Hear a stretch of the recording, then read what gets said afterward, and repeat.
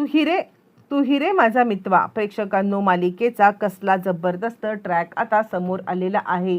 आतापर्यंत इकडे आपण पाहत आहोत की नम्रता ही आता कारस्थानं तर करतच आहे, पण आता या घडीला मात्र आता इकडे सौदामिनीने मुळातच मात्र आता अर्णव आणि ईश्वरी या दोघांना मारण्याचा प्लॅन केलाय। आणि त्यानंतर मात्र या सगळ्यामध्ये मात्र आता वल्लरी आणि सौदामिनी या दोघी जणी या प्लॅनमध्ये पुरत्या अडकत असणारा वल्लरी मात्र आता उलटा गेम करत सगळा ब्लेम आता आणणार आहे, तो म्हणजे स्वतः नम्रतावरती। आणि त्यानंतर मात्र आता अवॉर्ड फंक्शनमध्ये ईश्वरी आणि अर्णव हे जिंकले असले तरी आकाशच्या समोर आता वल्लरी असं काहीतरी चित्र उभं करते की या सगळ्याच्या मागे फक्त एकटी मास्टरमाइंड नम्रता आहे। आणि त्यानंतर मात्र आता चिडलेल्या आकाशने या सगळ्यामध्ये माझ्या मनामध्ये आधीपासूनच होतं, पण त्यानंतर पुराव्या सकट तू मला आता इकडे हे केलेलं आहेस असं म्हणत मात्र आता तिची चांगलीच हक्कलपट्टी करणार आहे। काय घडलंय, कसं घडलंय, सगळं सविस्तरपणे पाहू। इकडे आपण पाहिले की ज्या पद्धतीने मात्र आता राजेशने सांगितलेलं आहे, काहीही झालं तरी सुद्धा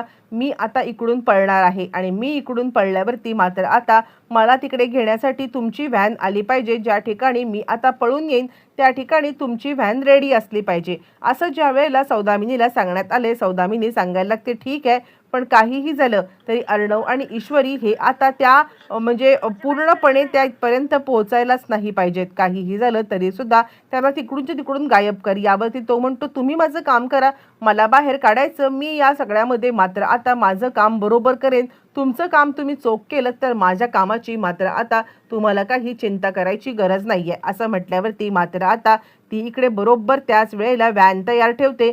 ज्या वेळेला मात्र आता त्याला पोलीस घेऊन जाणार असतात, ते म्हणजे पोलीस स्टेशनमधून हॉस्पिटलमध्ये, त्यांनी आता इकडे काहीतरी अशी गोष्ट खाल्ली की ती गोष्ट खाल्ल्यावरती मात्र आता त्याची तब्येत ढासळलेली आहे। आणि त्याची तब्येत ढासळल्यावरती मात्र आता तोंडातनं फेस आलाय आणि त्यानंतर सगळ्यांना असं वाटतंय की याला या सगळ्यामध्ये फूड पॉयझनिंग झालंय किंवा काहीतरी झालंय। आणि त्यानंतर अर्जंट त्याला आता घेऊन जाण्याची वेळ आलेली आहे। आणि म्हणूनच त्याला घेऊन जात असताना मात्र आता त्याने पुढचं प्लॅनिंग केलंय। त्यांनी आता पोलिसांचीच बंदूक चोरण्याचं ठरवलेलं आहे। काहीही झालं तरी सुद्धा या सगळ्यामध्ये पोलिसांची बंदूक चोरायची आणि आता इकडून ईश्वरी आणि अर्णव या दोघांच्या इथे आता बॉम्बस्फोट घडवून आणायचा। ईश्वरी आणि अर्णव दोघंजण निघालेले आहेत। ज्या सगळेजण घरामधून निघालेत, नम्रताला मात्र आता वल्लरी नम्रताला थांबवते आणि ती नम्रताला सांगायला लागते एक काम, आणि आता काहीही झालं तरी सुद्धा तू अर्णव आणि ईश्वरी यांच्या कारमध्ये जायचं नाहीयेस असं आता तिला ठामपणे सांगण्यात आलेलं आहे।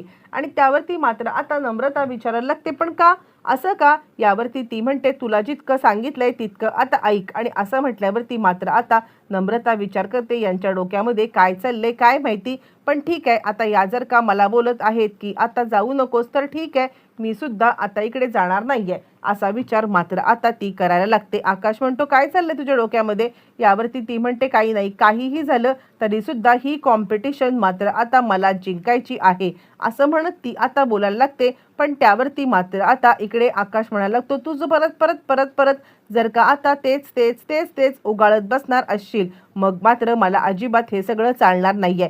इकडे तोपर्यंत कारमध्ये बसण्याची आता मात्र वेळ येते, तेव्हा आजीने सांगितलंय की तुम्ही दोघंजण एका कारमध्ये जा, जेणेकरून तुम्ही आता लवकर पोहोचाल। आणि आता लवकर पोहोचलात तर आता कॉम्पिटिशनच्या ठिकाणी तुम्हाला या सगळ्यामध्ये लवकरात लवकर पुढचं आता हे करता येईल। पण त्याच वेळेला मात्र आता लगेचच इकडे नम्रता तिला सांगितलेलं असतं वल्लरीने, आणि त्यामुळे नम्रता म्हणते नको, आम्ही आता एकमेकांची कॉम्पिटिशन आहोत ना, आणि असं असताना जर का आम्ही एकत्र गेलो तर उगाचच या सगळ्यामध्ये मात्र आता तिकडे चर्चा होतील आणि ती चर्चा मला नको आहे। म्हणून मला असं वाटतं की मी या सगळ्यामध्ये सेपरेट जाते। आकाश आपण सेपरेट जाऊया का? यावरती आकाश म्हणतो तुझ्या डोक्यात तरी काय चाललंय? मला नाही वाटत की आपण एक कॉम्पिटिशन असलो तरी सुद्धा सेपरेट जाण्याची गरज आहे। कॉम्पिटिशन आपण आता स्टेजवरती, पण आता इथे आपण मात्र इकडे एक घर आहोत, एक कुटुंब आहोत, त्यामुळे जाऊया एकत्र।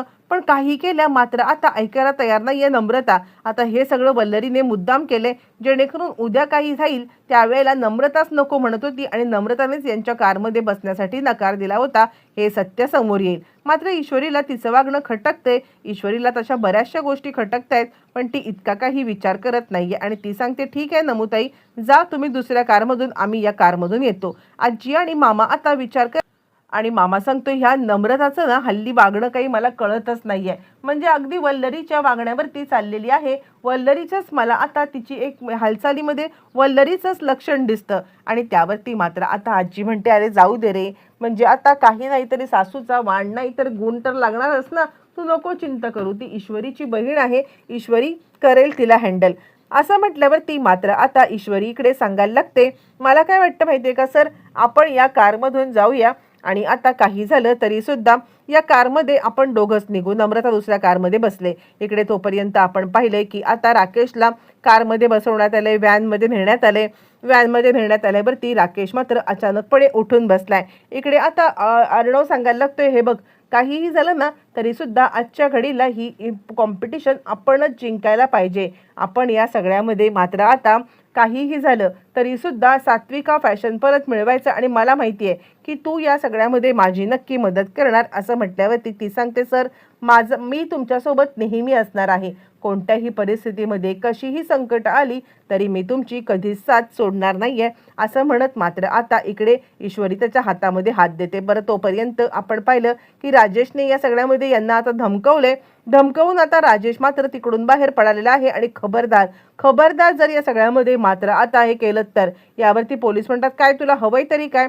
यावरती तो सांगायला लागतो काही नाहीये, मला इथून फक्त बाहेर पडू द्या नाहीतर तुमच्या सगळ्यांचा जीव घेईन. असं म्हटल्यावरती डॉक्टर घाबरलाय आणि तो सांगतोय मला वाचवा. झालंय तिकडून तो बाहेर पडलाय. बाहेर पडून त्यांनी आता फोन केलाय, तो म्हणजे इकडे आता सौदामिनी सांगायला लागते माझी व्हॅन या ठिकाणी उभी आहे आणि तू तिकडे जा आणि तिकडे जाऊन डायरेक्ट आता त्या व्हॅनमध्ये बस आणि ती व्हॅन तुला ज्या ठिकाणी आता इकडे कॉम्पिटिशन चालू आहे ना त्या ठिकाणी घेऊन येईल. असं म्हटल्यावर ती मात्र आता कॉम्पिटिशनच्या ठिकाणी इकडे आता ती व्हॅन घेऊन चाललेली आहे. ती म्हणजे स्वतः आता इकडे राकेशला घेऊन चाललेली असताना ईश्वरी आणि अर्णव त्या रूममध्ये आले ज्या रूममध्ये त्यांना आता आटपायचं आहे. आणि अर्णव आता सांगायला लागतोय की हे बघ तुझी डान्सची प्रॅक्टिस झालेली आहे ना व्यवस्थित.